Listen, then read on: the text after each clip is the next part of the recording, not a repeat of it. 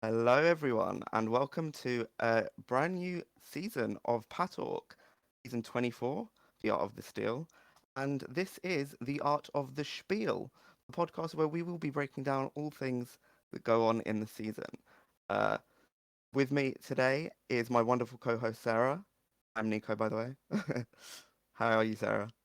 Hi, Nico. I'm doing fantastic. I'm really excited. I can't believe we're already getting into a new season. I love the theme, the art of the steal, and we have a really exciting cast to break down today. Absolutely. And we thought we'd bring on a special guest with us today. So, with us also is last season's Nelson. Hello, Nelson. How are you? Hi everyone, how's it going? I'm so excited to be here. Yeah, we're so happy to have you.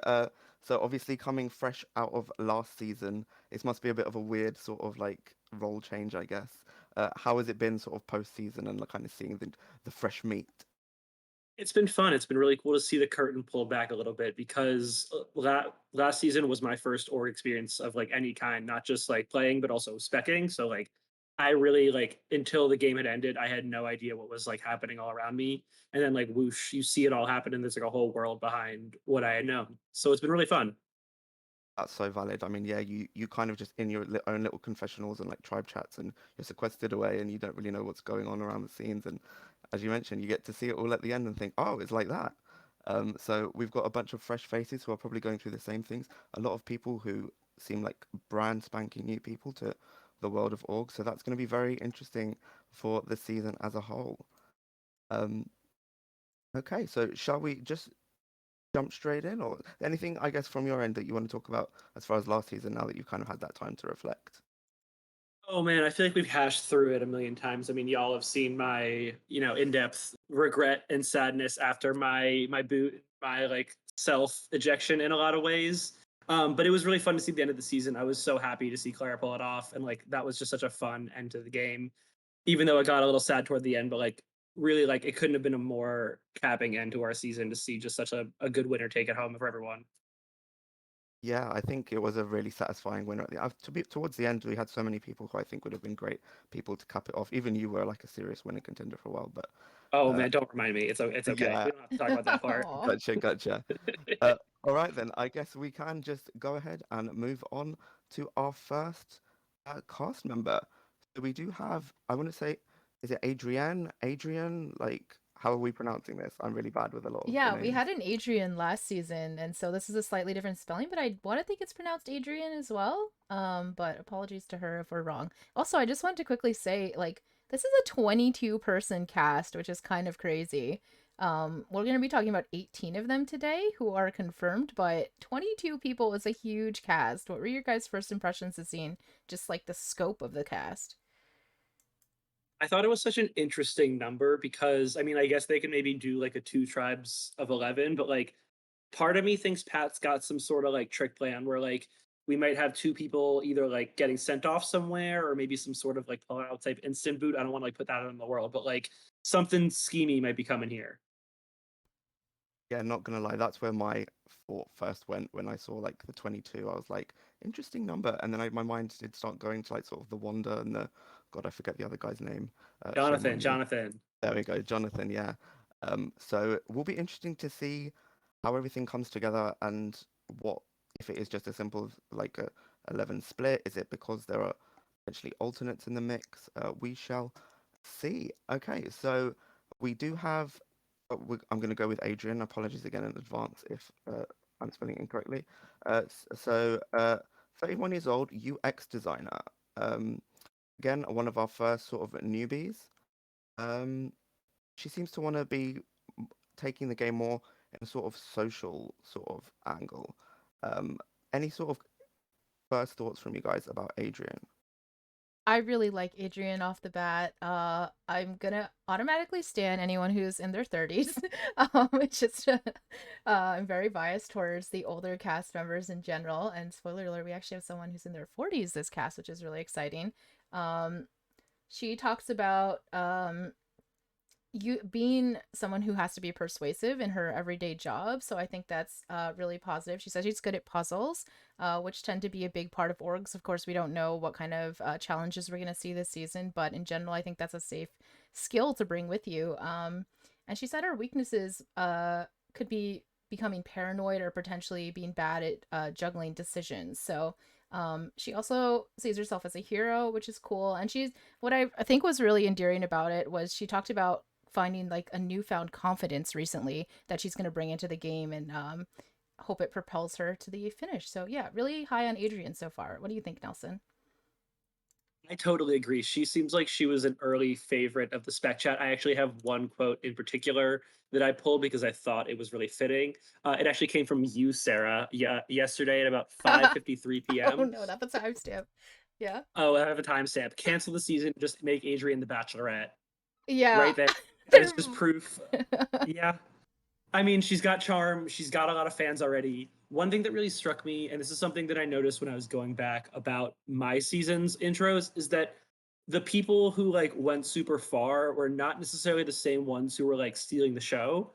And like in terms of like length and like how much they wrote in, Adrian's is like kind of similar in length to Clara's, which is like, you know, a sample size of like one. So don't take too much of it. But like there's some little bit of promise there outside of just like the individual pieces, like the approach early in the game could be interesting.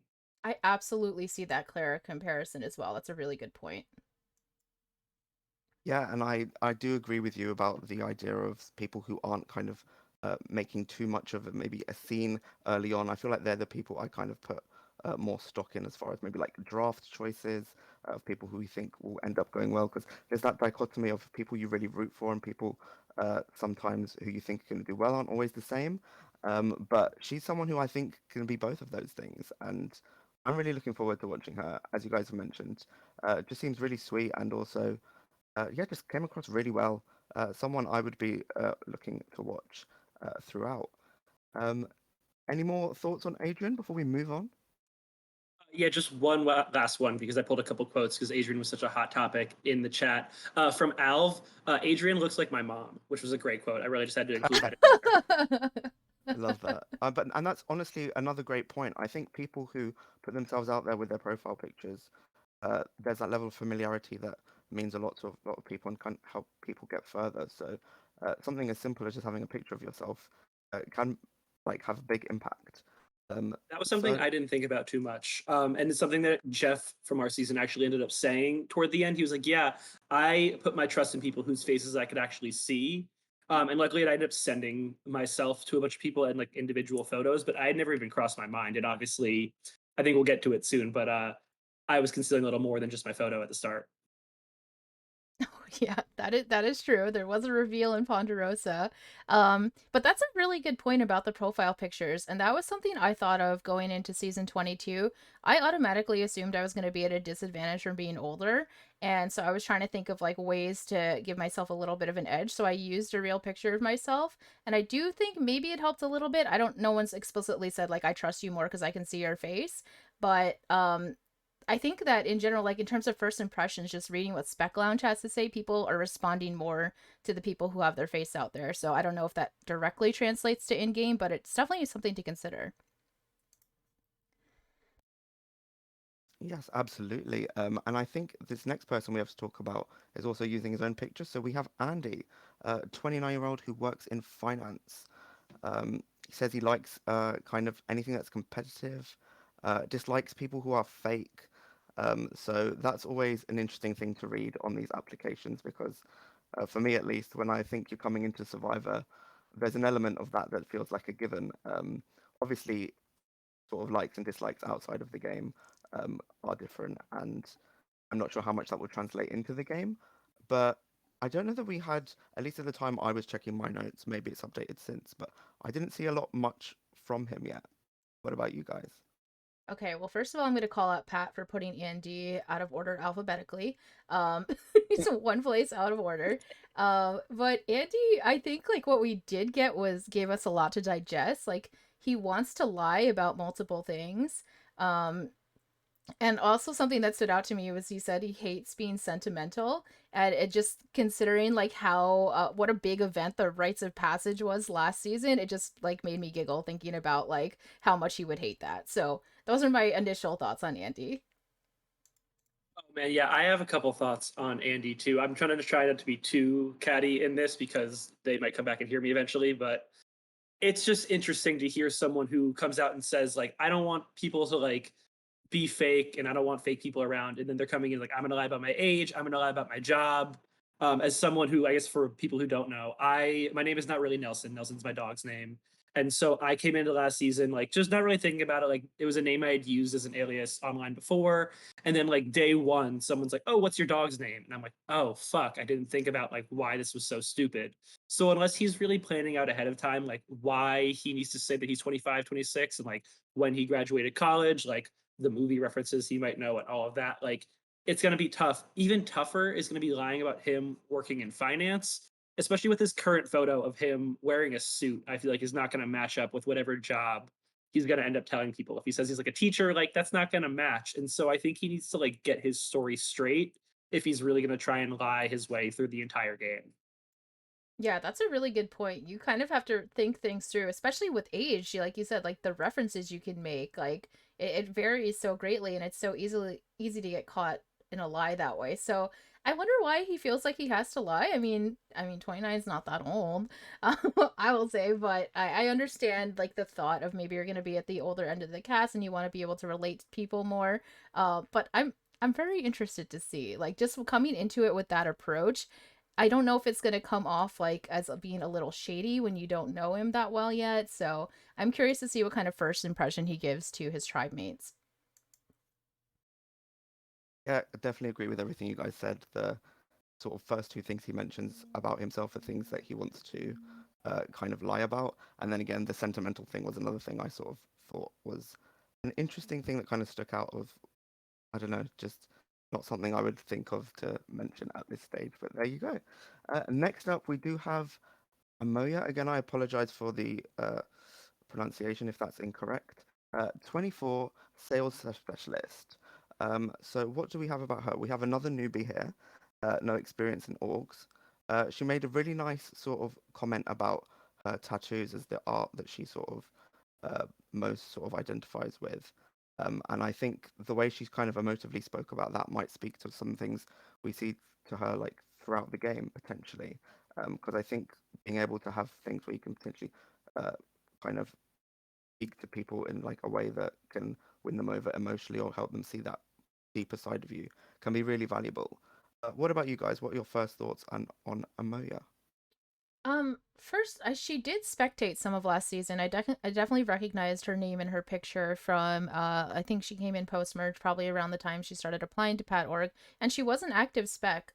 So she was paying attention to the season, which I think will be really helpful to her, as she comes in and deals with a lot of other newbies who might have less than an idea of how orgs even work. So I think that's a good advantage she has. She says she's a social butterfly, which I think is really good, and she just seems to have like a really fun, confident personality. So I really like what I'm seeing so far.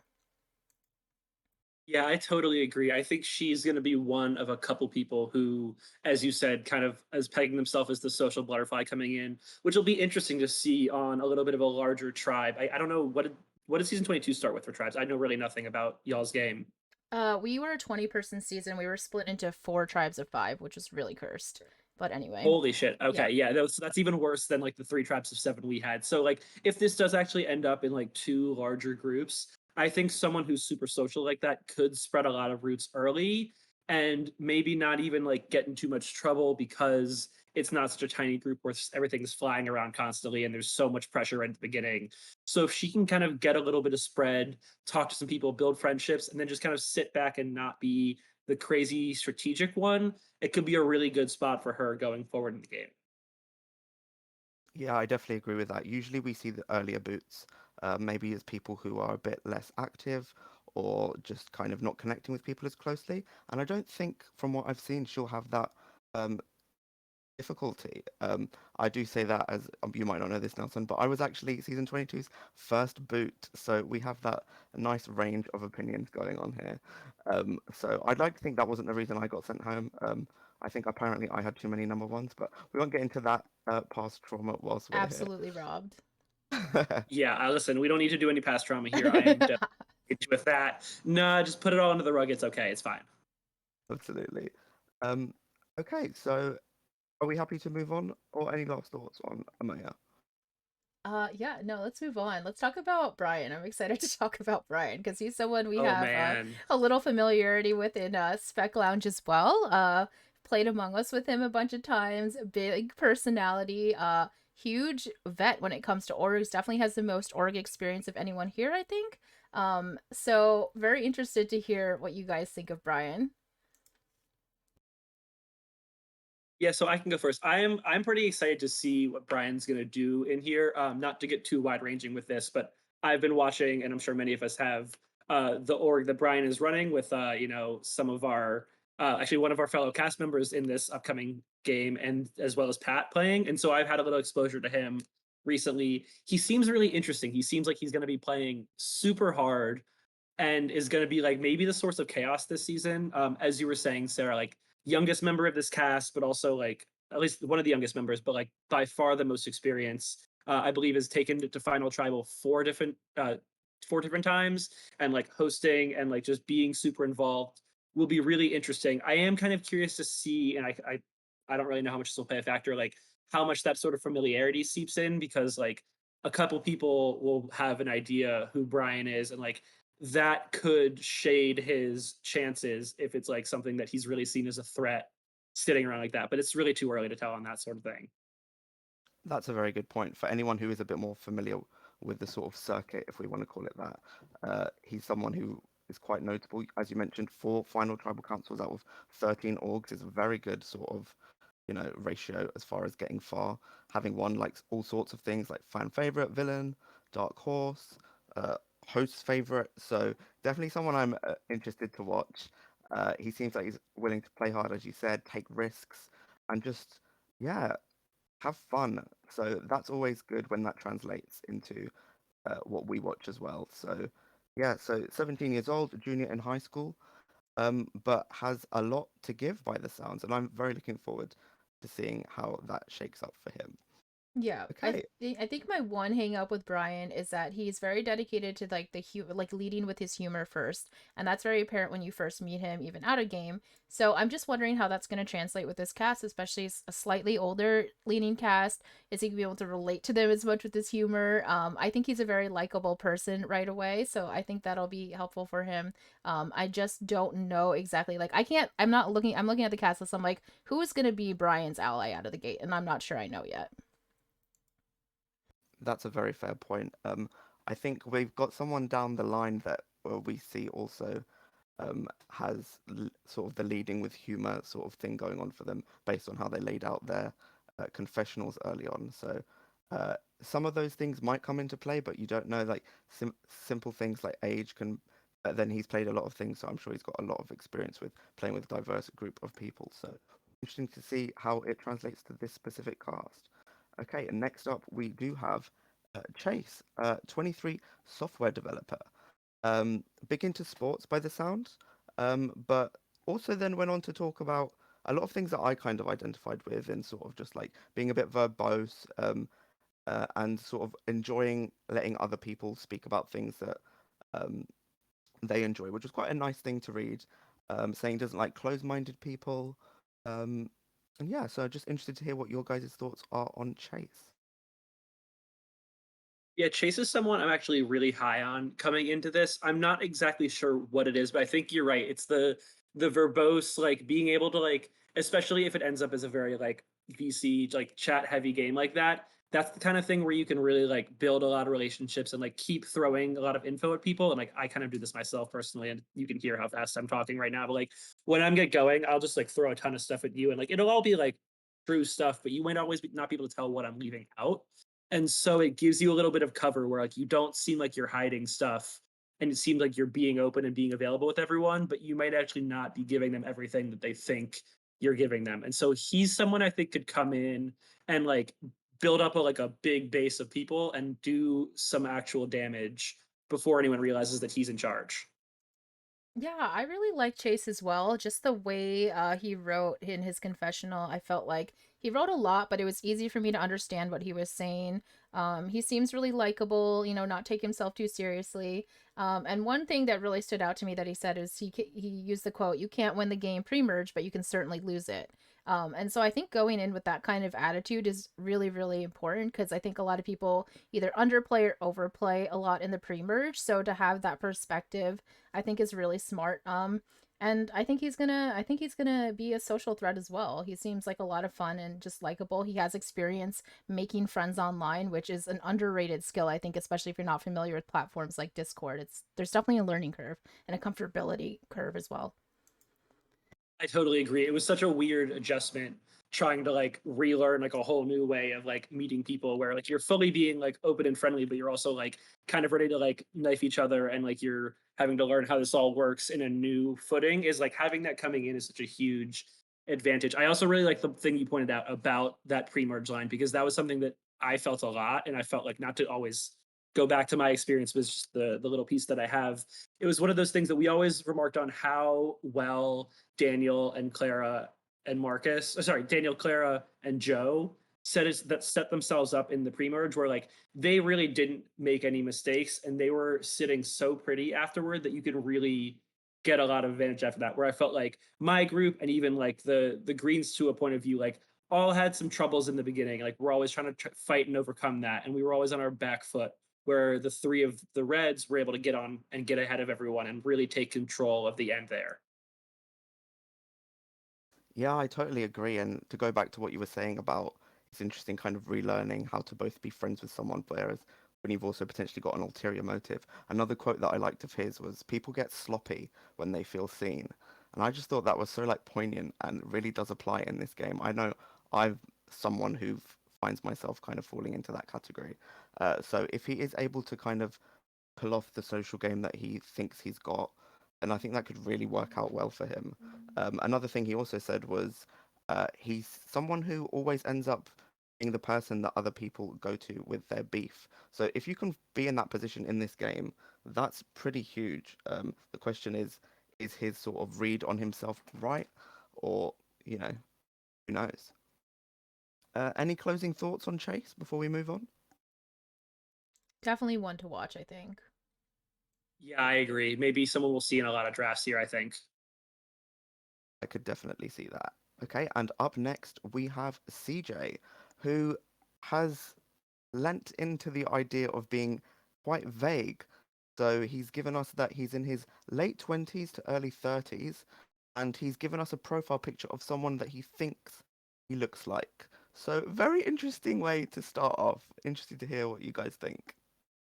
Yeah, CJ can't even doesn't even give us a decade to work with here. Late 20s to early 30s. So I don't know what to make of that. Like I want to like guess what his actual age is. I'm going to say 30. I don't know. But really interesting. Name drops the Notre Dame like alum, different name, different photo. Such an interesting way to start things off. I'm wondering, is he gonna, be selling that this is all true? Is he gonna tell people his age in game if they ask? Like, I have so many questions with CJ. Really diverse interests as well, just in life, sports fan, video games, surfing, musicals, trivia. Also a more recent Survivor fan. I think there's a couple people in this cast who said they only recently got into Survivor, which I think is really interesting. Um, and he says he wants to be adaptable is his main game strategy, which is I think is a really great quality to have. But I'm just getting so caught up on like the demographic stuff here. So what do you think, Nelson? It's so funny. I know this is maybe going to contradict what I said a little bit about Andy, but I maybe wish he would just pick a lie and like stick to it. Like, it doesn't really matter if you're 28 or 32, but if you're going to come in and tell your tribe, oh, I'm like 20s or 30s, that's going to be a little sketchy. And like, you don't have to be super forthcoming. I mean, you can be a very open and be a very friendly and like a person who bonds really well, like that, be that kind of person and not give away your whole life. I think B was a great example of that. Like, kept her privacy, but like no one like didn't like no one doubted who B was. We knew who B was. And, like everyone was able to like have that sort of like relationship with her and like get a clock on who she is. But if he's gonna be very vague about how he's approaching this, I think that might rub people the wrong way if he can't make that actual human connection. He does, from what I'm getting, remind me of like a lot of people like I know from like the South Jersey, Philly area. He seems to like fit a lot of that archetype. That's why the photo was so funny to me. I'm curious. I'm gonna have to go back and like search to see if it's actually like someone famous or just like a random person's image he stole. I like that he is a relatively newer person. I mean, I only started watching Survivor in 2020, so like I came onto this very fast. But like he seems like he knows what he's doing coming into this. Like it's not like he is fully diving into the deep end. He's got a little bit of a base to work with. So as long as he doesn't get too caught up in whatever this persona, or even the lack of persona is, he should be okay or at least passable. Yeah, I agree. So it's interesting that he's given us sort of that vague. I mean, he's given us a lot of good information when it comes to his like likes, things like sports, musicals, video games, the beach. So he's got like a varied bit of interests, but it's just interesting that he has that side of him and tries to say he's like the greatest human being, but then is also kind of withholding certain stuff, which, as you mentioned, is like everyone's entitled to their privacy and stuff. It's just how it translates to the game. If you're someone that can maintain that idea that you're keeping it for a reason, and it doesn't translate to you as being someone who's going to withhold information in a game sense, then fair enough. But it's just an extra hurdle for you to overcome trying to convince people that you're one way outside of the game and then another way in the game. I don't know. But yeah, very interested to see how he does. I think he's going to be a very interesting character. And yeah, looking forward to seeing him. Are you happy with that for CJ or anything else? Yeah. Cool. The next person we have on our list who is confirmed is wait. So uh, I'm We seeing have an Conrad, right? Yeah, Conrad's yes. confirmed. Yeah. So the first thing I noticed is that his name's in pink. He's under an applicant uh thing. So I'm not sure if he's currently an alternate or not. Um. So he's what was that? Sorry. No, that's interesting. I'm just going to blame Pat for that preemptively, but I can't really tell. Yeah, I Yeah, think he's confirmed because we have access to his answers, and he got the questionnaire for confirmed people. So I that's think he's true. And in. one thing Yeah. I did notice is that he said he was excited to be cast. So it would be a real shame if that wasn't the case. So yeah, 18 years old, about to go to college. Sometimes referees for recreational soccer league. Big fan of video games and YouTube. Um, yeah, not too sure where to start with this. I guess I'll let you guys kind of start things off. Any thoughts on Conrad? Conrad's another person who was spectating at least a lot of the post merge last season. And he came in and he had like a lot of opinions right away. He got into the game, so it was really cool to see him getting actively involved in everything that was going on during season 23. So I think that'll help him out as well because he is also an org newbie.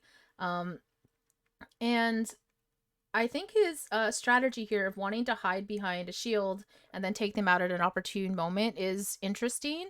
I think a lot of things kind of have to come together for that kind of strategy to be effective. But I would love to see him pull it off if he can. He talks about liking to analyze numbers, but it's one of the few cast members here who does identify that he might have a weaker social game. So I wonder how that will play into things. Yeah, I agree. It'll be really interesting. I mean, I think we just saw like you don't have to be like the purest of pure social players to make it through. You have to be solid. Like Clara was super solid, but she always rated her strategic game higher. I do have a little bit of doubt. Like, are you going to be able to really sell yourself as the GOAT if you're also the person who's super strategic? Like, if you come to me and you have all these thoughts about all these numbers and all this, like even if you're no good at challenges or something, like you're still not going to be necessarily a GOAT in my mind unless you've really messed something up. And so it'll be hard to sell what he's trying to like approach, but I could see it working if he gets in with the right people, especially if there's a block of these like younger players, around these like high school or early college age. Like that could be an area where he would fit in pretty well. Wow, yeah, I hadn't realized this was the person. So I think their username is Conradical or something. So I hadn't put two and two together that Right. that is the same person.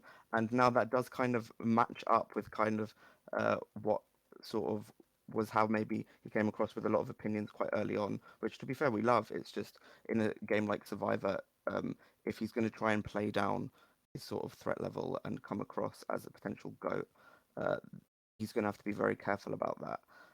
One funny thing, which is kind of unrelated to game, that he said was he compared himself to the Mona Lisa's expression. and said, "You can see her eyes moving if you look for long enough. That's the aura I want to give off." And I just thought to myself, I don't think that is the aura you want to give off. Yeah, I didn't really understand what he was going for there. Um, does he want people? I assume you don't really want to be looked at too much in the game, especially if your strategy is to be hiding behind bigger threats. So I wasn't really too sure what he was going for, but we love the Mona Lisa, so I appreciate the idea. I think. Yeah. Yeah, exactly. And it'll be interesting. I mean, I think there's a little bit of conflict within the stuff that he's selling so far. So if he can kind of manage to like actually streamline what he's going for, or maybe just throw it all away and like not care about the strategy and just go into it like heads up, he could be fine. But like if he's gonna stick exactly to what he's selling right here, I'm not fully sure how that's gonna go. Yeah, I agree. So I think even something Brian said earlier was about people who come in with like too much of a set strategy is not the way to go. So it can just be that once you kind of quote unquote like hit the beach, that everything does change. So it'll be interesting to see how he manages that. Um, any other thoughts on Conrad before we move on? No, I think we're Okay. good. Yeah. Good. All right. So next up, we have Danny, and Danny is someone who's definitely been spectating for a while now, is kind of part of the community. So really excited to see him here. So 30 years old marketing specialist. You can already see the humor in his messages already. So uh, I'm really excited to see Danny, and just kind of gonna throw over to you guys about what your thoughts are. Yeah, I'm really biased when it comes to Danny. I adore Danny.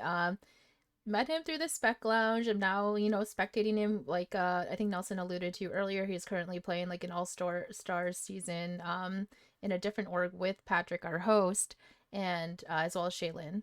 And Danny is such an interesting person. If you talk to him on VC, he's super quiet, like very soft spoken, but do not let that fool you. I think he's a villain. Like he's very villainous. He's one of the few people when we play Among Us who can successfully gaslight me every time, and it drives me absolutely crazy. He's really passionate about orgs. He's played 3 now, which I think is a good number. He's always made merge, like he says. He's confident in his challenge abilities and his social abilities, but he does identify that his biggest problem is managing his threat level. But I think it's really good that he's identifying that, and he's got some experience under his belt where he might have the tools to counteract that this time. I don't know. I'm very much rooting for Danny, and I will not apologize for it. Yeah, Danny is super interesting. I think y'all have a little bit more familiarity with him because you spent that whole month and change, whatever it was, doing the spec lounge with him after your season. And so you got to see a little bit more of his personality. I've seen him play a little bit on the side, and he's definitely interesting. I agree on the threat level thing. That's gonna be super like a super important thing to watch because if he's really not gonna pull back on challenges, like you could very easily end up in that spot around like that 6, 7, 8 area where like you're just not going to be able to get to the end no matter like what you can do because you've already done so much in the game and you like are just marked for death at that point. And listen, you can still pull it out and win, like we've seen it happen, but it's just a hard thing to wiggle yourself out of if you're not willing to pull back and like step out of the spotlight a little bit, especially if it's going to come to individual challenges like that. Yeah, just agree with everything you guys are saying. I do think the sticking point is that threat level management. And as you guys say, like a lot of people are not able to kind of throw challenges when there's a challenge that is something that they like. I guess myself included, they just want to do it. There's a bit of an ego element to it sometimes that you just want to do well and kind of flex and see if your best would beat the other people. And I'm rooting for him from the get go. But again, hoping to see him do well. But who knows what could happen? He has made the merge, as he said. So hoping that he can do that again. And he said he's considering retiring after this, so I feel like he's really going to put his all into this one, and hopefully that will make for a good viewing for us. Any final I thoughts on Danny? agree. It'll be interesting to see him balance playing 2 games at once, while however long that lasts. But also, I think it's just going to be like I think he's going to be someone who pops up in a lot of people's drafts just given the familiarity. But I don't know about the winner pick. I did love describing himself as the anti-villain. I didn't want to let that slip by because that's such a fun way to look at it. Like, no, he says, I'm nobody's hero. It's just not my gig, but I also won't let other villains go about their bullshit. You can't just say you're a villain and pretend to play the part. I don't go out of my way to act villainous either. That's lame. Besides, most people in orgs are too nice. They get offended if you just like their favorite color or something. I'll keep it to cons. So I'd love to see how that anti-villain type of thing can build itself out, because I feel like we hear so much about like an anti-hero, but anti-villain is not something I'm super familiar with as like a storytelling point of view. Totally. I understand his reasoning for that too, but like I said, I think he's a villain. So yeah, that's my thoughts on Danny. Next up we have DeLuca, who's going by, it appears, her last name. Her first name is Brittany, but she's gonna go by DeLuca. She's a 24-year-old birth doula, and she has a 6-year-old, or sorry, 6-month year old 6-month old daughter. Wow, that was really hard to get up. And she, in addition to being a birth doula, is a social media manager, and one of her dislikes was something I actually laughed out loud at, was her my dad's girlfriend Vicky. I loved that. And she's also a puzzle enthusiast. So liking what I'm seeing from DeLuca so far. Yeah, I did notice that Dad's girlfriend Vicky line as well, and it just made me think. I think last season Sarah mentioned something about either a mum's boyfriend or stepdad called Rick. So we've got these significant others to their parents, Rick and Vicky. So just funny things that I don't know, silly things like that just make me laugh. Um, she mentioned how she wants to like kind of catalog everything. So she might be someone that kind of takes a lot of notes. She just came across super well to me, like a real sweetheart, it seems. And seems like she's going to have that ability to connect with people from her job as a birthing doula. So yeah, it just seems super sweet. Another person who's using their profile picture and obviously having the baby in there can tug on some heartstrings as well. How about you, Nelson? What are your thoughts on DeLuca? Yeah, I'm really high on her. I think she's almost definitely going to end up in my draft. She's in that sweet spot of like not going like over the top, filling out your questionnaire, which I'm not leaning on too much, but like it's just one of those things where like it gives you a sense of like how visible you might be at the beginning. Like if you're the star of the shows in these confessionals, like does that mean you're going to bring that into the cast and like become someone who's at the center of everything? Like it could go great for you early on, but it could mean you get chopped early. um I think that she's going to be someone who, like you said, using the profile picture and like using the baby a little bit, but like that's a good thing. Like it's okay. Like use it to your advantage. Who will get people in her corner, but I think is not going to be someone who is necessarily crazy threatening right off the bat. I love the note taking thing. It's I believe we're just past 20 years since Vesepia won her season of Survivor, and she did that by like fully taking notes on like everything throughout the whole season. She had like the bio, the details on everyone, and like turned that into a win at the I don't remember what it's called, the quiz on your fellow castmates. And so that like popped out to me immediately. Maybe the timing was just perfect, but like someone who I could see being that like behind the scenes operator, pulling the strings on the drama, but not always showing up in it, which could take her really far. Absolutely, yeah. I think she would be a good pick for a potential draft as well. So I agree with you there. Happy for us to move on at this stage? Yep. Yeah, Okay, sounds good. awesome. So the next person we have who gave us some interesting stuff is Floyd, 43-year-old from, actually, I don't have it written down where he's from, but he works in intake administrator as a intake administrator leader, where he manages a team who works on disability claims. He talks about his likes being that album by a musician you think is too weird. So I think that's already kind of gives you a bit of insight of the sort of maybe he's a bit out there. I don't know. Um, he also says this is his first org, but that oh wait, is this the right person? Yes, he comes from the RPG world. So it will be interesting to see how that translates for him into this game. What are your guys' thoughts on Floyd?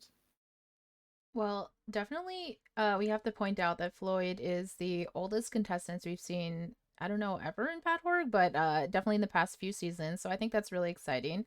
Um, whether or not that's going to work against him when there are, people who are in high school on the cast, I don't know. But I think just from an overall like life perspective, he might have a little more trouble connecting with some of these people just given his interests. And like, who doesn't like onions? That's weird. Don't like that. But he does say he's very sociable and can be a calming presence, which I think might also be underrated because it's so easy to get stressed out and overthink a lot of situations in org. So to have someone to rely on to sort of like ground you could be really important. So I do like that he has that going for him. I'm really excited to see how Floyd does, honestly. So really random, but the other person who I know off the top of my head that does not like onions is John from my season, who is also, I believe he was the oldest member of our cast. I don't want to throw an age on him and get it wrong, but he was on the older end of our group and was definitely like a force to be reckoned with anyways. I think that the RPG world will be an interesting adaptation. I don't know what Insane Journal is, which is the game that he references, but I think that'll be a good way to like show everyone that he's competent and capable and like not out of his depth without potentially scaring anyone that he's like super experienced or like has any like sort of upper hand on them, which I don't think he's going to be giving off that vibe. I think he's going to be that friendly person who like you want to have with you, and like is someone people are going to want to have on their side without necessarily being overly worried about, unless there's some sort of like social gap there that we're not seeing. I mean, I can't wait to see him like interacting with the 17-year-olds because that's always fun, but like they're probably going to be mature 16 to 17-year-olds. Like they're always a little more mature than we give them credit for. Yes, I agree. I love a diverse cast like this, and he does seem like someone who's going to be really interesting to watch, and I hope sticks around for a while. As you mentioned, I hope that age doesn't become a barrier in any way. If people just decide that it's harder for them to connect to, but he does say that he's someone who is good at building bonds and being a calming presence in stressful situations, which this org can definitely be. So if that rings true, then that can be a really good thing for him. But it's always a question of when people fill these out, if their perceptions are true to reality. So I'm hoping that's the case for him because he's someone I definitely am interested in watching. Um, Happy for I us think to that's a move good on. point. But Yeah, so before go. you move on, no, you just sparked an idea of me because I think a good way to tell if someone is like properly self-aware is like what they actually say their drawbacks are. Like if they give some sort of like job interview answer of like I just care too much, like I just work too hard, like they're probably not the most self-aware person. But like he's able to acknowledge that he gets into his head and overanalyzes situations. And like being able to clock that beforehand is going to be really important for like protecting yourself when it actually gets into the game. That's a really good point. Yeah, he does talk about sort of overanalyzing things, which can be a fault for a lot of people in these kind of games. So hopefully that's something he can manage. But I think even just having that awareness is huge. So hopefully, I'm looking forward to watching him play and seeing those interactions, as you mentioned. Okay, so next up we have Gabriel, a 22-year-old college student studying film. Um, Now, Gabriel says that he also works sometimes translating stuff from English to Portuguese, but has mentioned that sometimes English isn't like his best. I feel like all his answers came across really well. I really enjoyed him. He had some really funny stuff going on, uh, including not liking mangoes, which was interesting. But the way he worded it just made me laugh. Like I feel like a lot of his answers gave me unexpected things that I wasn't expecting at the end of the line, and then just caught me off guard, and that made me really laugh. So I'm looking forward to watching him. What about your guys' thoughts on Gabriel? As much as I want to have him in my draft team, like not liking mangoes is like a serious red flag for me. That's really like a top tier fruit. And I know this is not the fruit ranking podcast, but like it's really just up there. And like I don't know how you're not gonna like mangoes. So it's a little bit of a demerit from my point of view. But I am really interested. I think he's from Brazil, which is gonna be really interesting. I think that's gonna be something that people find themselves drawn to and like find him interesting for. I am extremely curious about these Brazilian orgs that he says that he's played in the past. It says they work very different. From what I understand about some of the international versions of like the TV show Survivor, like some of them have like fan votes, some of them are like all over the place. So like I think that'll be something that will get people interested in him and want to like bond with him early on in the game. Seems like someone who's funny and like lively, and I think is going to be one of those other social threats on their early tribe. Yeah, I'm really interested in Gabriel as well. I think it's so cool that he's from Brazil, and I definitely wouldn't have known that English was a second language if he hadn't pointed it out in his cons. Like I thought he was very well spoken. Everything came across very well. I do think he might have said he's spectated other orgs. I'm not sure if he's played any yet. But you know, I think spectating experience is really underrated just to get an idea of like the flow of things, how the spectators perceive the players and that kind of thing. And he says he's a good listener, which I really like. I also really like that one of his strategies for overcoming any potential like language barrier is to use GIFs because I know those are such a divisive topic in the PatORG community, so I thought that was really funny. Um Also I his didn't know this was the whole thing. Wait, can start to divert for half a yeah, second, but we yeah. haven't got versions yet. Can you explain the war over the gifts? Because I saw people talking about this and I didn't know Yeah. the whole fight. It was definitely a big thing during season 22, like in Spec Lounge. It was really just like the Gen Zers versus the millennials being pro GIF in Spec Lounge. Will especially on the production team is very anti GIF.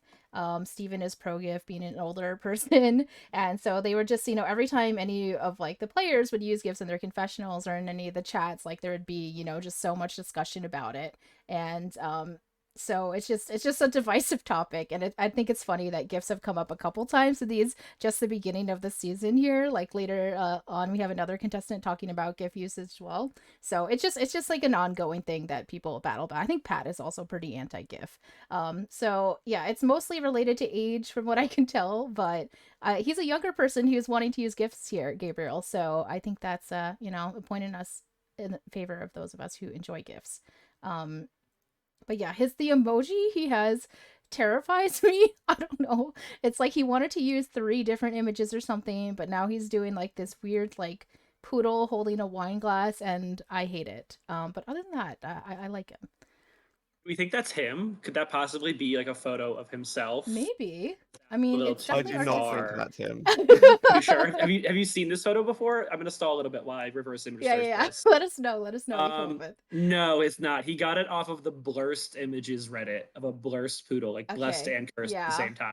Yeah, I would just say And that's that does not cursed. surprise me. Yeah, I'm team cursed on that, but it's definitely interesting, especially since most people are using images of themselves. I think because interestingly, just like a peek behind the curtain, Pat gave them as examples for their emoji pictures from last season. They were all pictures of people who played last season. Not everybody I am used picture of so glad you themselves. said this. Yeah, so I think that kind of led a lot of people to believe that's what they should do. Yeah, that was I caught up on that as well because I went back when I was reading through ours. I didn't get examples, but when he was sending ones from season 22 to the 23 cast, it was a wide range of like, you know, some faces, some weird funny photos.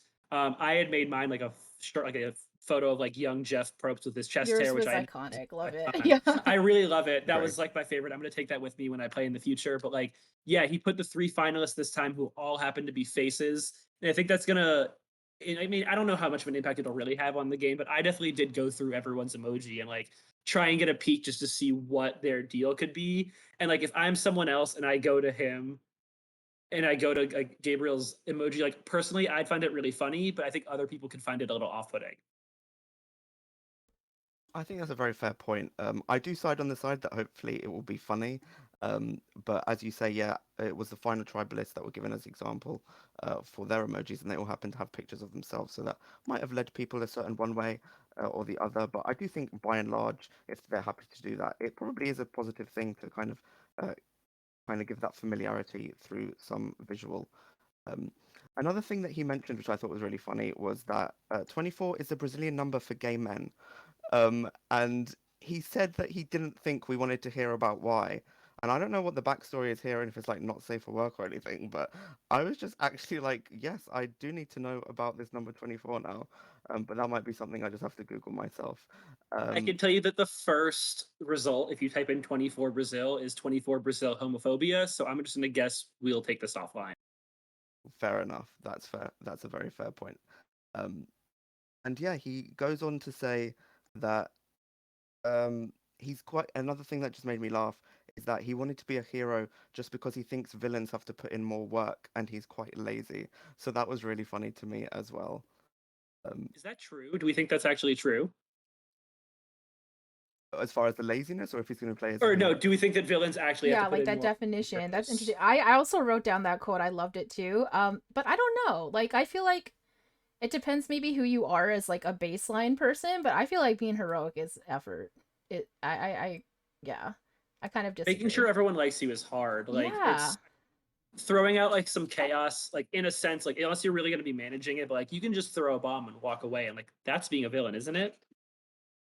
I agree. I think it's I mean, if you're someone who's a hero in the sense that you're just loyal, stick with who you've pledged your allegiance to, I can see how that might be seen as like easier.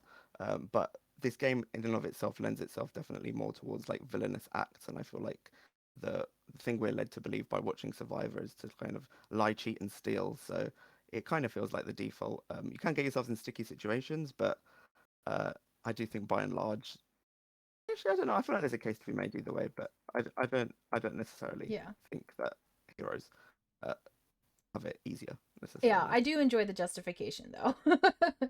Yeah. Okay, are we happy with that for Gabriel, or anything else we want to add? Cool. No, I I think think that's we will. perfect.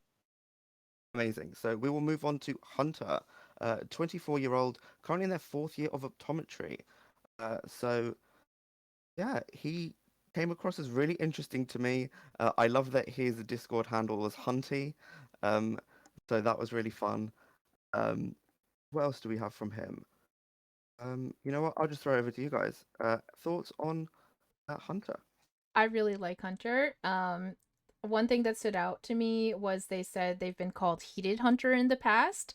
So I think that's something like it was kind of mentioned in passing, but I was like, I kind of want to see the Heated Hunter come out. They also want to downplay their knowledge of Survivor, so potential super fan here.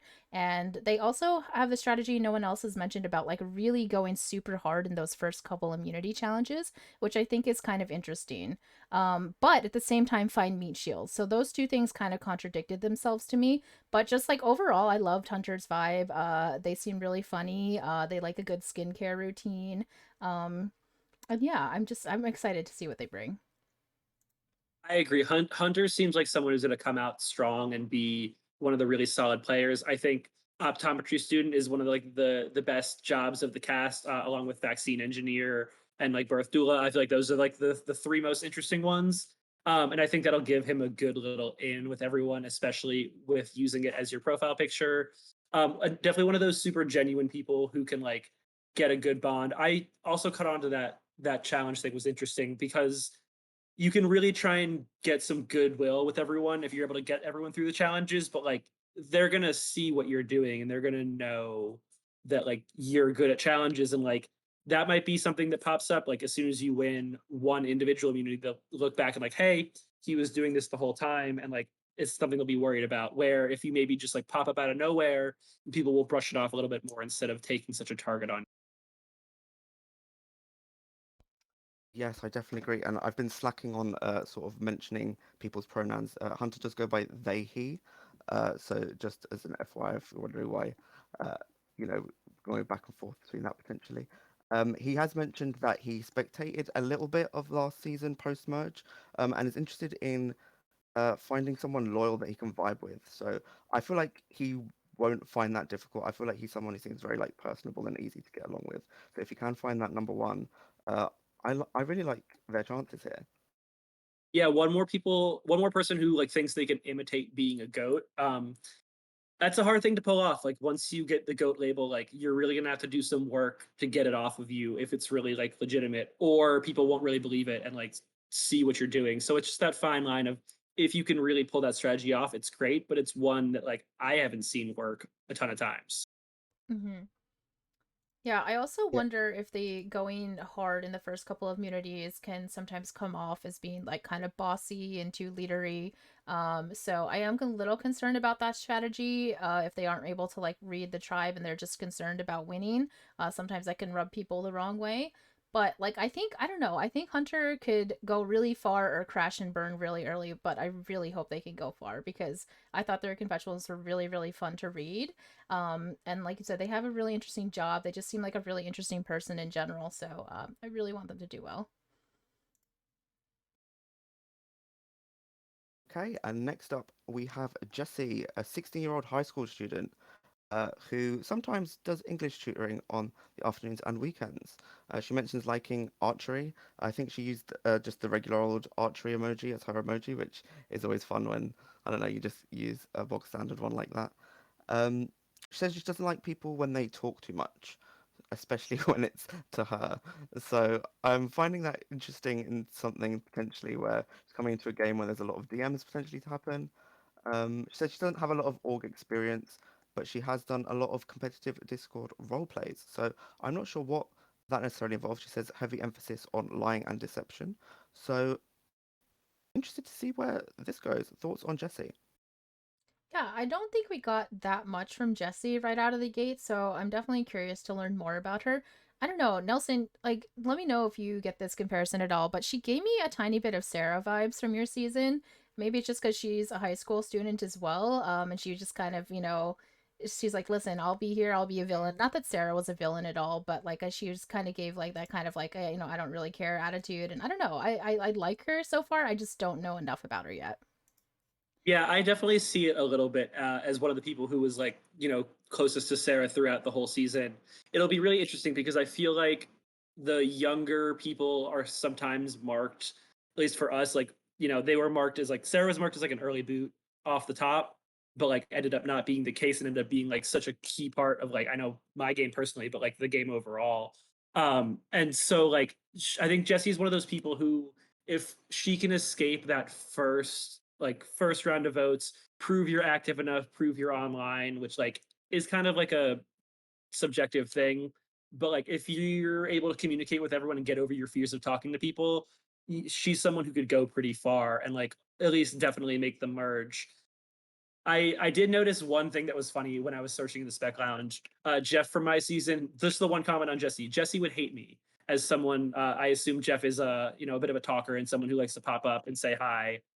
And Jesse might not be on the page with that. So like if she's not able to approach someone who like is maybe taking a little more like freewheeling setup to the game, that could be a problem. But I also was really interested in whatever these Discord role playing games are. Like my head jumped to like Mafia or something like that, but I don't know what that exactly means. But it could be one of those things that, like as long as you have some experience to like make sure you survive that early, first boot off your tribe, first couple boots off your tribe. I think Jesse's someone who can make a good run at this. Yeah, I agree. So as you mentioned, if she can sort of get past that early stage of potentially not liking to speak to people as much. I mean, who knows how much these dislikes are necessarily like sort of outside of the game and they're aware that in the game they kind of put on maybe a persona or act a different way. I think that's part of the appeal of some of these games for some people that you get to kind of uh, change the rules of your ordinary day-to-day life and then just go around sort of backstabbing and doing whatever. So who knows what that will ultimately end up culminating in. Any thoughts on Jesse before we move on to a very interesting person that I have no idea where to even begin with? All right, I think then that is the time to move on to Kris, a tax accountant from Dallas, Texas. Um, we've had an interesting way of replying to some of these questions. I think I'm just going to let you guys kick it off. I kind of love this. I kind of hate it. I can't really decide. For those who haven't gone through and read yet, Kris essentially wrote out like the entire stage direction, like down to like every single camera movement, every single transition, every single like set direction, and is like scripted out a full like it's almost if you had shot his confessional and then like put it down onto paper and like that's what you got out of it. It was kind of hard for me to read personally. I'm hoping this is something that stays in the confessionals because I don't think anyone's gonna want to put up with this kind of shit. But like it's a really interesting approach, and I think it'll be something Yeah. that could potentially pay off if they are able to keep it up down the line the whole way through. It could be something where like B had her like voice chats and her poems like if he can get in a good groove of like getting these going, like maybe fine tune them a little bit, that could be someone that the specs either end up really liking or at least like pay a lot of attention to. I was a little curious. We didn't get an age off of Kris, I don't think, which like I'm not putting too much stock into, but it's nice to kind of know where they might fit into this group. I assume if you're a tax accountant, you're at least like 25 probably because you're out of college. But that could be anywhere from like 25 to like let's say the top is 43, where sorry, where Floyd Floyd, is, yeah. yeah, at the top end there. So it'll be interesting. I'm not getting a ton of like. It's hard for me to pull out the strategic info from this or like the real approach outside of like the showmanship. So I'm having a difficult time getting a full read on what Kris is doing. Yeah, I had a very similar reaction to you. It was a little hard for me to read. I had to review it a few times, but I really appreciated the creativity. It didn't even occur to me that this might be something that they would keep up with the whole season. I feel like that kind of dedication would be impressive on its own. But it's sort of an introduction. It gives us like some intel into their personality, which is very creative and fun. But at the end of the day, like everything, all of the answers were really, really sarcastic that they gave. So it was kind of hard for me to actually glean, what they think their actual strengths are, their weaknesses are, like how they want to play the game, because they're talking about like, oh, admiring their like 50-inch muscles and like, just being like the best at everything. So I'm not sure how much actual like tangible information we were able to get from this, but I really do appreciate the creative approach. It definitely made them stand out.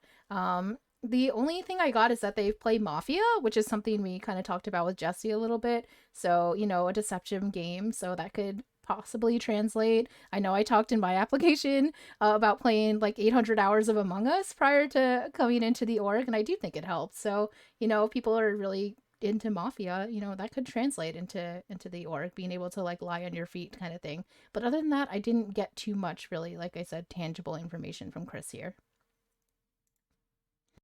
Yeah, they gave us a lot, but also not necessarily a lot necessarily about how they will actually be in the game. Clearly, we see they're able to kind of laugh at themselves and can be funny and put dedicated like sort of work into doing this. So that's all good stuff. But as far as beyond that, it's hard to say.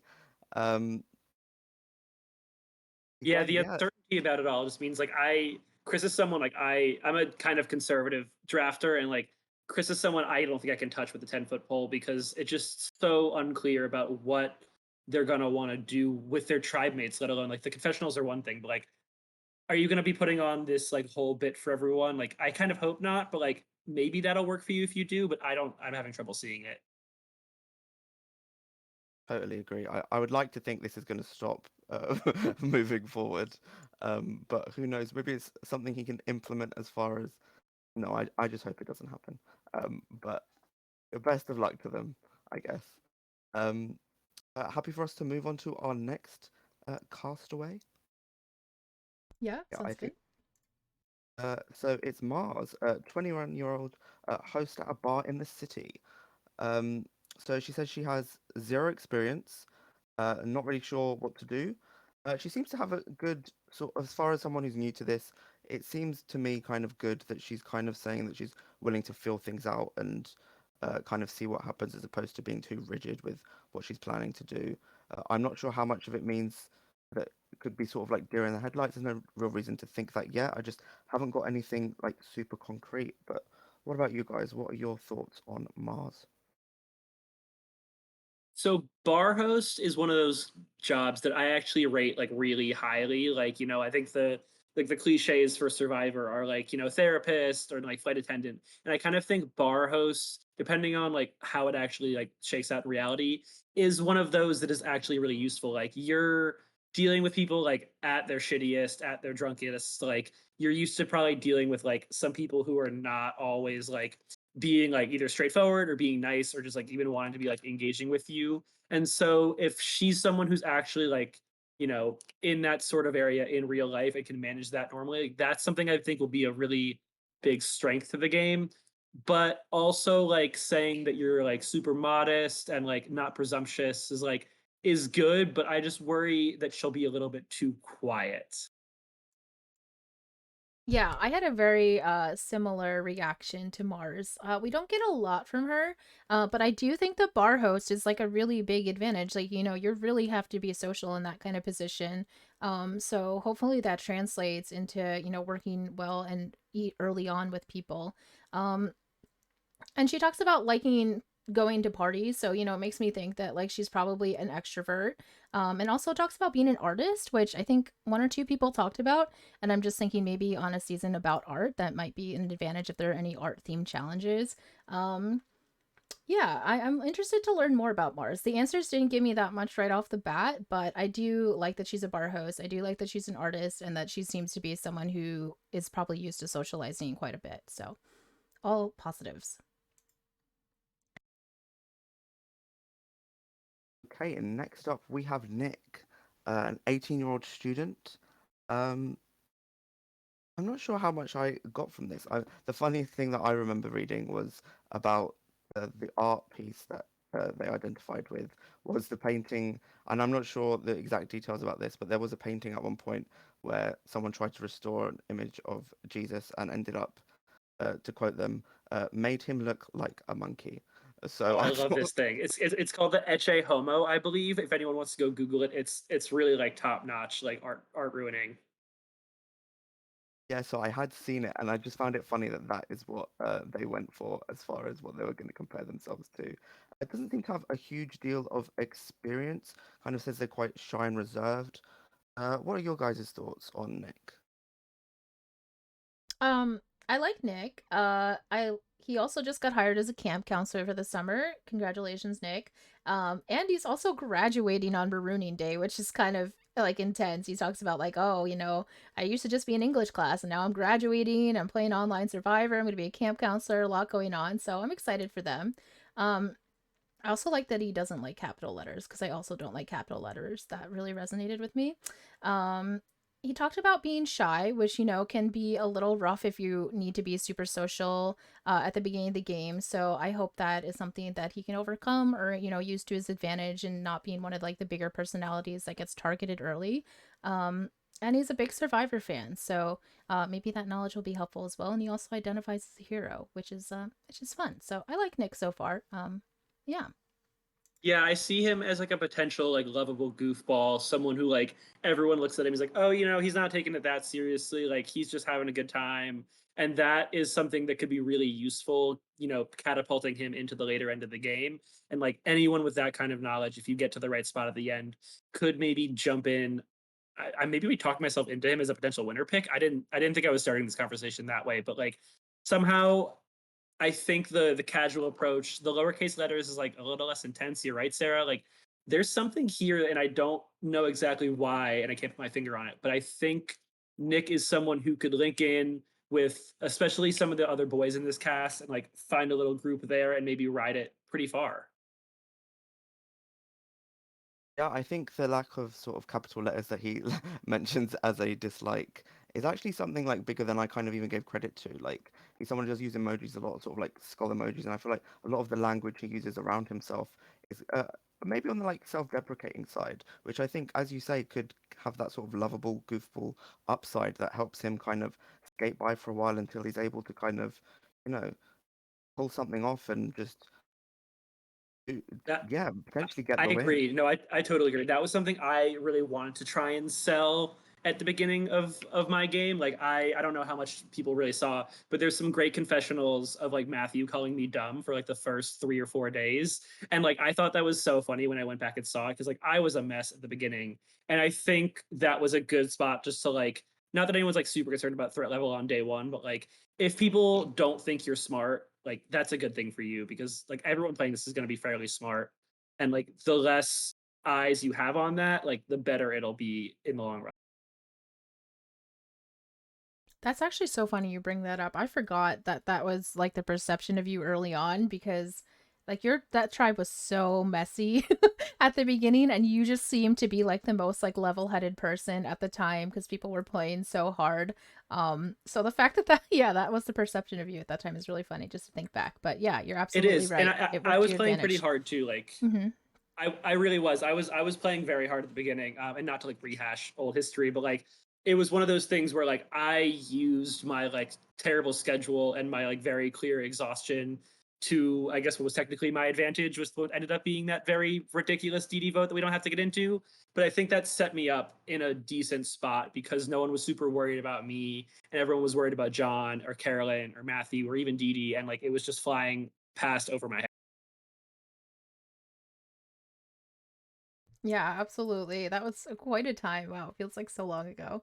But yeah, I'm excited to see Nick. Like just rereading their answers here. Like I really think, they have a fun personality. They won't come off too intimidating, but they just seem likable. So, I'm kind of higher on Nick coming out of this than I was coming in. So, um, finally, our last confirmed castmate of the 22 total that we're gonna have is Thom. And Thom is someone who was also pretty active during the latter part of the season in the Spec Lounge.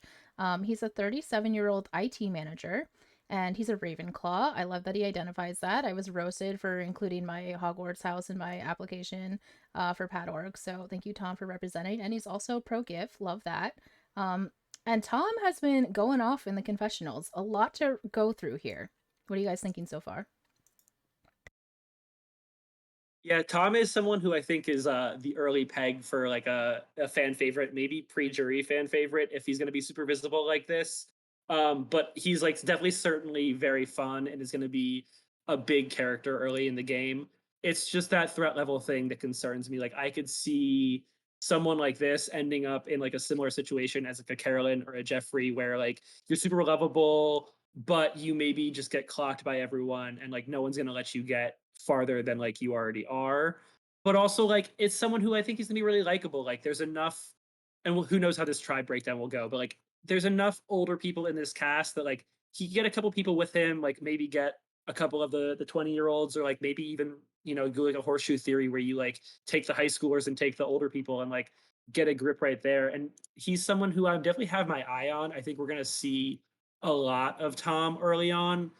I just don't know if that's going to be too much for his own game. Totally agree. I think he's definitely going to be someone with high visibility on like the Edgic charts. We've seen he's got so much he's just ready, like just pour into the game. He's got, as mentioned, a lot to say, from down to like the formatting, everything. So it's about how much he can contain that when it comes to being part of the game. Because I do think he's going to be someone that a lot of people are going to like, and they'll probably the only reason to get rid of him is just because of how likable he is, and hopefully it doesn't come across in any sort of way like too intense or I don't know. But I think those comparisons you made about the sort of early jury, like pre-jury fan favorites, I could see that unfortunately. The question is, we know obviously confessionals can be the place to do this, and then you know to kind of maybe behave differently outside of them. So if he's someone who's kind of just really like good in DMs, uh, yeah, he's got a lot of potential, but I do have that same concern about just how early people can catch on to him if they do. Yeah, I agree with both of you. I think there is some potential there for like the Carolyn arc, the pre-jury fan favorite who comes out really hard at the beginning. But also something Nelson touched upon is, potentially he can link up with some of the younger people. In season 21, there was the famous CCAS alliance, the college kids and Steven. Which was, all the younger people, and then Steven as a 30-year-old who worked with them, and he got to fifth place. So, I think there's a lot of potential for him to pull something like that out. Well, I don't know why, and I mentioned this to Nico earlier, but I just really want to see him interact with Danny, just as like two people that I recognize from Spec Lounge. I just think they would be really interesting together. They're both gamers. They're both like really excited to be here. I don't know. I just think that would be a really fun pairing. It could go either way. I'm really rooting for Thom. He seems really fun. And yeah, I think he does have the potential to go far if he's able to rein it in at the beginning. I agree. The Danny comparison was interesting because they both peg themselves as like competitors and like someone who could be a potential comp beast, and like that's great at all. But like if you're going to be a group of like comp beasts, like make sure you're the less important one. I guess I don't know. I really like Thom. I really want to see him go far. His dog looks exactly like mine. I am a little worried just because I don't know. It's just how visible he is, and maybe that's just us. Maybe you're right. It'll just be a little piece of the whole pie, and it'll be much more contained in front of everyone else. Yeah, definitely someone I'm looking forward to watching and definitely rooting for as well, having seen him in Spec Lounge. And uh, yeah, I do worry, as you say, just about everything we've mentioned, and even to the fact that he sort of put out a sort of a guide, and hopefully it is just a guide about sort of a step-by-step list of things he wants to do in the different phases of the game. So he's clearly got a lot of thoughts. He's really ready to do that, and I worry when someone's just kind of that almost like bursting at the seams, if they're able to kind of just rein it in, like you said. Um, yeah, any more thoughts before we kind of, I guess, round it up of this? Was shaping to be like a great cast. Yeah, one Yeah, more thought about Tom, just go to ahead. compare him quickly to like someone last season again. Matthew was someone who was really, really like busy in his confessionals and like the week leading up to the season, and we were kind of worried that maybe he was like bursting, like Nico said, just like ready to go out the gate. But I think he was able to rein it in. And Nelson, you can speak to this, like if he seemed like too over eager at the beginning of the season. I don't think he did in like what we saw in like the alliance chats and things like that. So I think Tom, if he's able to keep it in confessionals and come off a little bit more chill at the beginning, he can get a good footing because he does seem very likable. He did spectate last season. From what I remember, he had really good insights and like a good read on everything that was going on. So I don't want to undersell him here. I think he has more upside than downside, in my opinion. Yeah, I agree. The Matthew comparison is interesting. I don't feel like he came out playing super hard as someone who was on a tribe with him. Like Matthew, Carolyn, and I linked up super early, and the concern with Matthew was never really that he was going too hard. It was almost a little bit that he was pulled in a little too much. So maybe Matthew realized he needed to correct and like limit himself a little bit, and like he positioned himself in a good spot. Like through that early part of the tribe, he was in the majority. He got himself into the good part of the swing. So like I could see Tom getting somewhere. It's just gonna be how much he decides to like limit himself, like you're saying. The 1,000-piece jigsaw puzzle for Christmas, that blew my mind a little bit. He said that he tries to gamify almost all aspects of his life, and did in 24 hours did a 1,000-piece jigsaw puzzle. So like, and maybe this is gonna lead me in. I had one more thing I wanted to do with y'all while we were here, and not to like hijack your production a little bit, but like I kind of was wondering if we could do like a bold prediction going out, because I personally, and Sarah, you had raised this to me, I had raised the idea of doing some sort of bet. I am willing to throw my profile picture and display name on the line for either this season or next season based on whoever has like the best or the worst bold prediction that we want to do in here. I love that, and I'm totally in. What kind of prediction do you think? I forgot we talked about that a little. I wish I gave it a little more thought, but I'm totally in to make a crazy bet slash prediction here. What do you think, Nico? I'm down for it. I'm usually this person that will spend ages kind of looking things back and forth. So it's nice to sometimes kind of alleviate that and just kind of do it on the spot. It's something I'm going to kick myself and be like, oh, can I change it? But no, I'm very happy to do that. What are you thinking, like a winner pick or? I was thinking maybe just like one general prediction, and whoever ends up with the most right one could potentially like take that and decide what the whoever has like the most wrong one is going to do with their profile picture and name for, I guess, maybe next season based on how this is going to go out. I can start with mine. I did not think of this beforehand. I thought of the idea, but I was not like gaming out what my prediction was going to be. But because we're talking about it and we've been going through this, I am going to throw down that I think Thom is going to find the first idol of the season. Oh, I love that. Okay. Yeah, that's a really good prediction too, because he does like to gamify things. He's, talked about, wanting to make sure he finds all the pieces there. I love that. Okay. Yeah, I can Totally keep in. talking. I'll explain a little why, while if you guys want to collect your Yeah, thoughts. I yeah. mean, the and I know it's not going to be the same way every time, but like he seems like someone, like you're saying, who has that sort of commitment, who will potentially stay up all night to try and like chase down an idol hunt, or like will be hunting through all the channels to try and find the little pieces to make like what is this season's friendship bracelet. Like he seems like someone who is aware enough of what's happening and has an idea of what he wants and is like willing to stop at nothing to like gun his way through it all to find an idol. Hopefully he'll play it a little better than I do, just for the fan point of view, but we'll see about that one. That's not part of my prediction. Gosh, I'm trying to think of what I want to do here. Nico, do you have any ideas? I'm really honestly so bad on the spot. I'm trying to think what even constitutes as like a bold prediction. Like, Yeah. So sorry, I sprung this on you without I no, I do know, like this it prep. is though. fun. It's just again kind of deciding like saying someone's going to come out in like a specific placement or I don't want to just like hop on sort of like do a Yeah. copycat of so Maybe people you think are going to be a really good pair, someone you think could end up oh one of the superlatives of the season, like if you want to peg a villain or Yeah, like a or like even like hero. best confessionals or something, like Best because if you have Confessionals a is a good great one. idea of, how they write so far. It ain't gonna be Kris, I'll tell you that. I'm just kidding. Are you sour on Kris? I feel like there's some No, room no, to I'm just work. saying the confessionals, it would be exhausting to keep this up. I feel like there's no Yeah, I way. mean, listen, it's Yeah. it's possible, but like you really have to love doing that. Not to keep going back to like these confessionals, but like when the skies opened up and I could start going through everything, I as like a newbie was so in shock seeing how like well like, that was like a full on production. You had photos, you had memes, you had poems, you had like audio notes.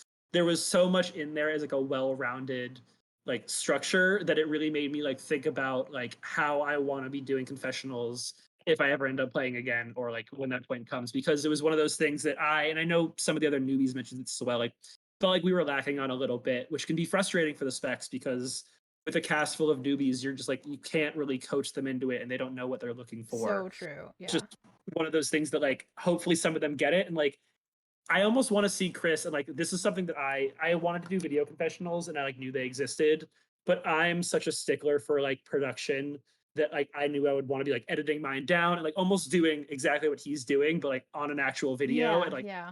I didn't have that kind of time. Right, exactly. No, totally fair. The only reason I did VidCons our season is because I stream on Twitch, so I just would like quickly film something before or after streaming, so I was already set up for it. Okay, here's my prediction. CJ, I don't want to make this all about Thom, but CJ and Thom are going to form an alliance based on their mutual dislike of vegetables.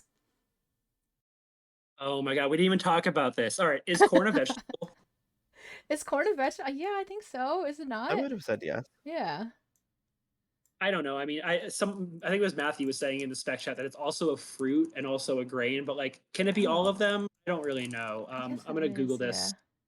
Yeah. You're definitely asking the wrong guy Yeah. at the What, department. Nico? Come on, what do you got about this? Apparently it's a vegetable depending on when you pull. That makes no sense. What? Oh, when you like Uh, harvest it, like. yeah, so Oh, this is the USDA. So like Uh, maybe a different country's agricultural department will have a better explanation on this.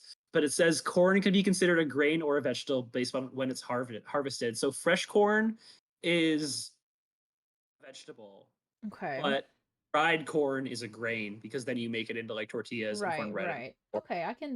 I'm fine with that.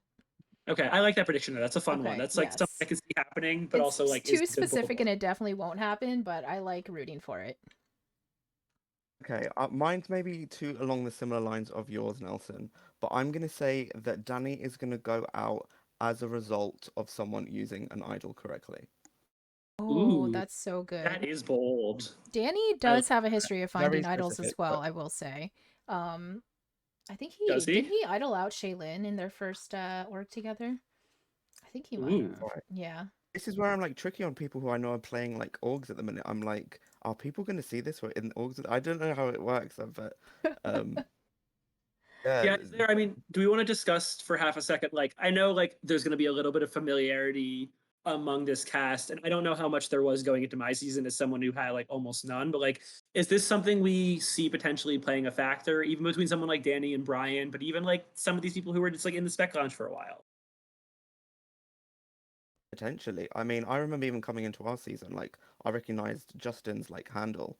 And so I was like, if I was going to be put on a tribe with him, that would have been like an easy in. Like just little things like that to just have that first connection can be things that can like build things. Obviously, it didn't ever materialize for me because I was gone so soon.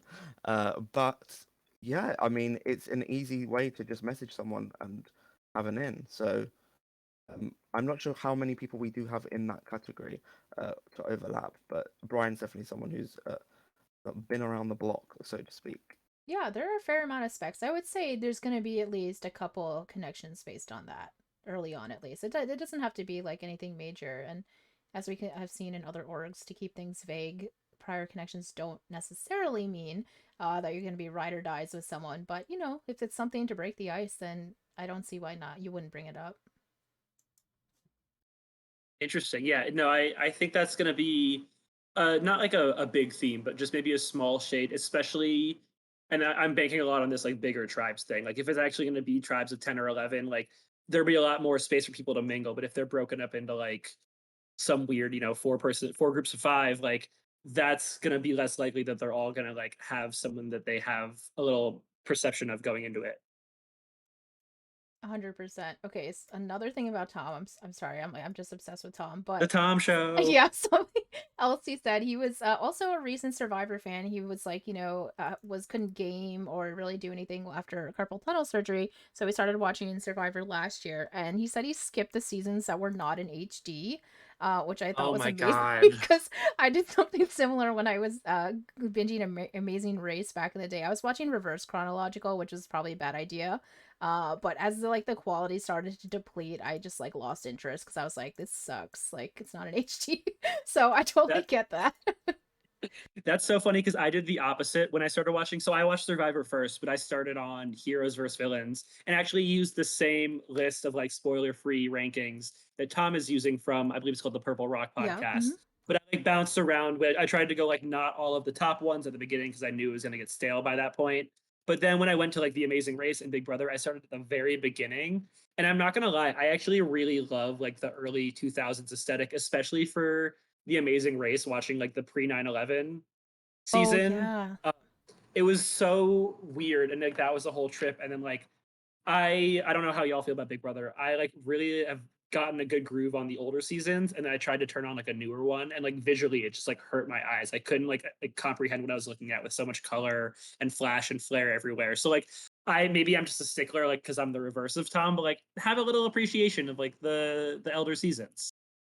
No, I totally see that, especially as you mentioned on the Big Brother side, where nowadays they've kind of gone into like a different direction, and it's all just like have fun, like goofy, and it's not the same. Like before, it was kind of a lot more cutthroat, and now it's kind of become this thing where uh, it's just yeah. I'm not a huge fan of where US Big Brother is heading. Hopefully, we do see something change there.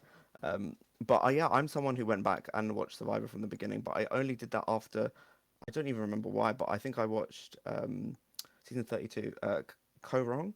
And I think without having watching that to know that I was gonna like what a newest season would look like, I think I really would have struggled starting at like the beginning because it wasn't until like say Amazon that I was like really really sold as I was going through. So I totally get that, and I'm even trying to convince one of my friends to watch Survivor once. Uh, the condition was that we had to watch the HD season, so that is something that happens. That breaks my heart a little bit because I always, whenever I show someone who had never seen the show before, I always show them the first episode of Pearl Islands just because it's like the most, and it's like so unique and so like institutional of its own because they go to the village and they never do that again. But that's just something where I feel like it sucks you in. You get like everyone's like lie, cheat, steal. We're gonna like do all this crazy bartering, and like that's always my jumping off point for people. But like if you're gonna start at like season one, oh, you're gonna be so sad and not having a great time. Oh, that marooning is just like so iconic. I love it. Also, okay, as we're recording here, Jessie has now posted 2 pictures of dead snakes in her confessional, and I don't know whether that makes me love her more or like a little scared of her. No, I think Jesse's great. I think Jesse is someone who is gonna like get in well with like a wide range of people. Oh, snake update. The snake's skin is already faded out to a silvery color. The body's shrunk a bit too. Amazing how Oh, fast it's the nature. same snake. Okay. I was Oh just my about to god. say Wow. like there's a Okay. second snake, but that makes a lot more sense. I thought you were just on No, Snake Watch, yeah. this actually does this brings me back to the Sarah comparison where like Sarah, despite being like the youngest person of our group and I think maybe the youngest person on the whole cast, I have to go back and check, but like Sarah was the kind of person who could like get in and relate with like anybody. And that's a really strong skill, especially when you're like on the sort of like outlier end of like the age or like the personality or something. And so like Jesse's someone who could do well. I think Jesse's a good placement possibility here. Yeah, overall, like such a solid cast. I feel like I'm really excited to see how a lot of these people do. I'm really, really excited at how many newbies we have as well. I think that's a lot of fun, really diverse age range, so just I'm really, really excited for this season. Yes, me Same. too. There's sorry, go ahead, Nathan. No, no, no. I was just say same, and that like I know we're skipping over the potential replacements, but I just love the names of Bird and Flounder, and I really hope they show up because I have a lot of questions and I would love a couple answers. I think that's super fair. Yeah, I'm really interested in a lot of this cast, and as you say, little things like just how the tribes are split, who's with who, can make such a big difference, and you can see people who we otherwise are really high on get put in a difficult spot. So either way, I feel like we've got the recipe here with the cast to just have a stellar season. Do we want to be bold and make like a winner prediction now? It doesn't necessarily have to be who we draft, but I feel like we should end on something like spicy. I don't know. Ooh, yeah, no, I like it. I mean, we could do winner, we could do first boot if we wanted Oh, let's also, but yeah, let's do both. that'll pay off a little sooner at That's least because we'll true. find out what's happening. Um, I'm gonna go off.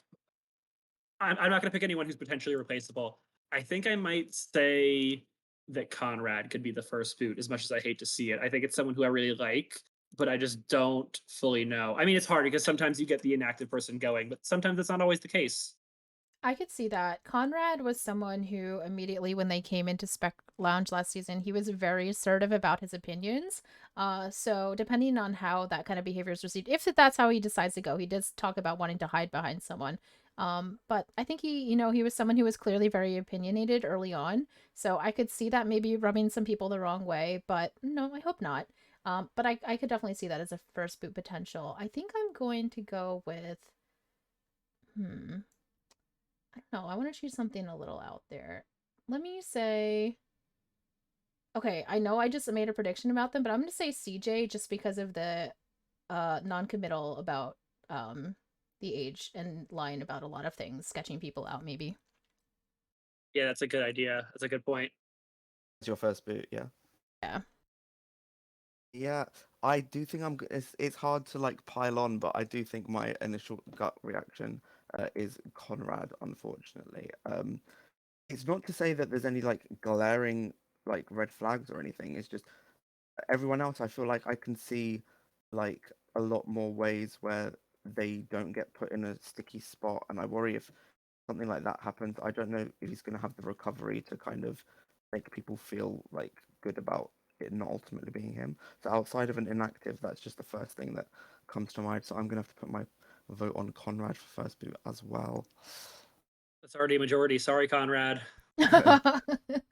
Tribe has spoken. Oh man. Also, I would remiss to say that Nico is the defending winner of the season 23 draft. So a Oh lot of pressure shit. there. Nico did decidedly win the draft last season. He had Clara as his winner pick, and he was the only one to have her as his winner pick. I had Marcus, so kind of close, but I came in third. So Nico, are you feeling a lot of pressure to get a good draft going this season? Well, yes, especially because I only won like on the, I don't know if you want to call it a technicality, but the fact that the rules were changed for last season in particular, and normal rules state I would not have won. But either way, I feel like I was happy with my choices. Um, I do think we have You, a lot Mr. of Draft people. Expert, want to give us your winner pick if you have one this early? I mean, I know you're not locked in, but Oh, you let me have a quick scroll over who's here. yeah. I think I have mine. I think mine, and this might end up being my actual one. I think I'm going to take DeLuca. I think she's in a really interesting spot. Um, I know like the mom thing is kind of cursed in like TV Survivor, but like I don't think that's going to be necessarily the same with like this spread of people. And I think that she's got like that perfect like smart, savvy, middle of the road like potential that Mhm. could take her to the end. Yeah, I was honestly kind of leaning toward her as well. But I want to do someone different. So I'm kind of Glad I went debating between, first. yeah, I'm debating between my heart pick is Danny. I love Danny, and I think this could be his time to win. But I also love Hunter. So I just, Hunter has a lot of like question marks for me, but I just like everything about him, even if it's, there's some red flags there, the heated Hunter thing. But I think a heated Hunter win would be fun. So I'll say Hunter. Oh, I'm really torn here. So there's part of me that just wants to bet against myself, although I said Danny was the victim of an idol. I can see him like it would be a great storyline for this to be his like going away season where he uh, just finally gets the win. Um, as far as otherwise, just so I'm not betting against myself, I probably want to go with Adrienne, our first person we spoke about. I'm just seeing like good things all round and nothing too out there that makes me a bit cautious. So I think I'd put my winner pick on Adrienne. Yeah, I think I can see Adrienne being kind of the Jacqueline of the draft this season. I think Jacqueline was like by far the most drafted person last season. Like almost everyone had Jacqueline in their draft for good reason. She's an awesome player. Um, and I kind of think that might be Adrienne this season, but I still love her very, very much. Yeah, I'm definitely gonna have to go back and review, and this is subject to change as far as my official draft. But for now, Yes. that's what I'm locking in. And we still have four Shut more cast members we haven't learned about yet, so there's definitely more potential. Maybe those will be the four people we end up drafting. Who knows? Maybe not. I don't know. I'm probably not going to pick. I mean, I shouldn't say that because I think I at this point I don't know if you did one of these last season, but if you had, I think I was still in that inactive boat where I hadn't responded to any of my questions until like way the last minute, which is probably why I don't show up very highly on. I don't think anyone's draft besides Patrick is like maybe one of the only people who I'm actually on, but he did not do very well, so don't take his advice. I actually had you pegged as someone who definitely was like a draft contender for me. I think you were second in my like snake draft when we were doing that way. So don't sell yourself short, Nelson. But on the I flip love to do side, that. no, me too. Because funnily enough, I was also someone who didn't answer my questions until quite late, and then lo and behold, I was the first person out. So there we go. Um, Pattern. I do worry about what I mean. It's just little things like that that give you a slight indicator. It's not necessarily like a hard and fast rule or anything, but it just maybe shows that like you're not as prompt, like someone who's just there to I don't know. Um, yeah. So that is our PatORG Art of the Steel season 24 cast, and I'm really, really looking forward to this batch of people and seeing how they do. The mix of a lot of newbies with some like real like veterans and people from all sorts of different like Discord environments. I think it's gonna be an interesting one. And who knows what the twist or the theme is gonna impact the game. So many questions about that still to go as well, and who knows?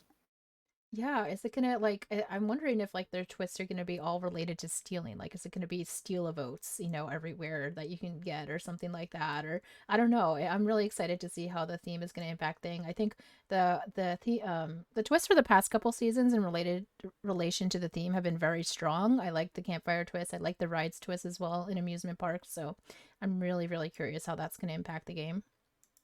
That's such a good point. There's actually, this is a deep cut, but there's apparently a season of Survivor South Africa that's pirate themed, and they have like everything, like including idols, including whatever, are stealable. So like, I wonder if there's a way that you can have like a way to steal from other people, or like steal from the other camp, or like you have to break into the museum and like steal something. That's how you get your advantages.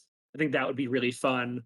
The layer of that is going to be really cool because like I coming into last season and I'm really just pushing to make this the longest PatORG podcast ever, so like cut me off whenever you want, but I like so did not understand that it was going to be a horror theme last season. I just thought, I was like, oh, it's summer camp, yada yada yada, and then like the horror ghost was like the real overarching thing that had such a big impact on the game. Yeah, it's a very good point. And as you guys say, depending on if it influences the way that the twist or the advantages work, it might lend itself more towards sort of like riskier gameplay or like conservative gameplay. So who knows how much that will ultimately be the case. But there's still a lot of questions that we have before we really know how things are going to work. And that's making it a very exciting prospect. Any other closing thoughts before we finish up? No, I just want to say thank you to both of you just so much for having me. This was really fun, and it like makes it feel like it brings the production all the way back like around home because it was so interesting like coming out of the game like seeing like the show end of it, and like now this is like the show about the show. Like this is the next level that makes this such a good org community and such a good spectator area that like not everyone is offering, and I really think that's just so great. Well, thank you so much for saying that. And thank you so much for agreeing to be one of our initial guinea pigs here. We're officially kicking off season 24 coverage with you, Nelson. It was really an honor to have you on. Really enjoyed you all last season. I'm so happy to see there are so many people sticking around from your season as well to spectate this season. This podcast, I want to say, it's just like, it's kind of a work in progress. We really didn't know what to do, what to expect coming in. Thank you to everyone who's said nice things about it so far. We do welcome any sort of feedback anyone has about it.